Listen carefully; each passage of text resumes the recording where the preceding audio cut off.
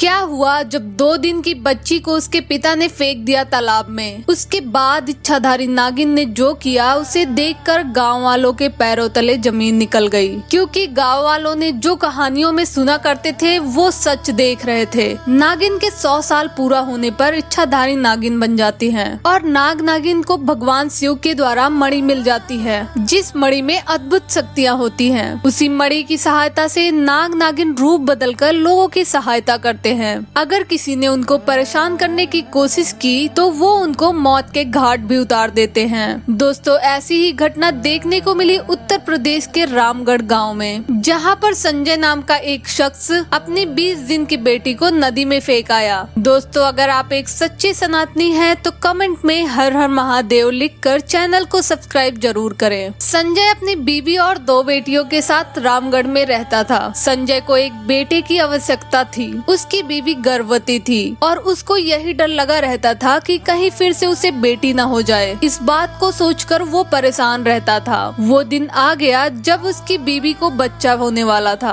फिर थोड़ी देर बाद संजय को पता चला कि उसको फिर एक बेटी हुई है। ये बात सुनकर संजय बहुत निराश हुआ। एक दिन बाद वो अपनी बीवी से बोलने लगा कि उसे एक बेटा चाहिए। संजय बहुत गुस्से में लग रहा था। वो बोला कि मैं 3 बेटियां नहीं पाल सकता और तीसरी बेटी को वो कहीं फेंकने की बात कर रहा था। उसकी बीवी परेशान हो गई और वह अपनी तीसरी बेटी को बचाने के लिए वह हमेशा अपने पास ही रखती थी। उसको डर रहता था कि कहीं संजय उसको फेंक ना आए। लेकिन एक दिन मौका मिलते ही संजय अपनी तीसरी बेटी को उठाकर एक तालाब के पास ले जाता है। उस तालाब में एक भयंकर नाग नागिन भी रहते थे। उसे पता था कि इस तालाब में फेंकने के बाद उसको कोई नहीं बचा पाएगा और किसी को यह बात पता भी नहीं चलेगी। संजय उसको तालाब में फेंक कर घर की तरफ जाने लगता है। तभी उसकी बीवी घर में देखती है कि उसकी तीसरी बेटी गायब है। वो समझ जाती है कि संजय अब उसे फेंक देगा। वो बहुत डर जाती है और उसी तालाब की तरफ भागने लगती है और साथ ही साथ महादेव से बचाने की प्रार्थना भी करती है। वो तालाब की तरफ जा ही रही थी कि उसने रास्ते में ऐसा दृश्य देखा कि उसके होश उड़ गए। उसका पति जमीन पर गिरा हुआ था। वहाँ एक सुंदर लड़की उसकी बेटी को लेकर खड़ी थी। उसने उसके बच्चे को वापस करते हुए बताया कि इसने इस बच्ची को तालाब में फेंक दिया था।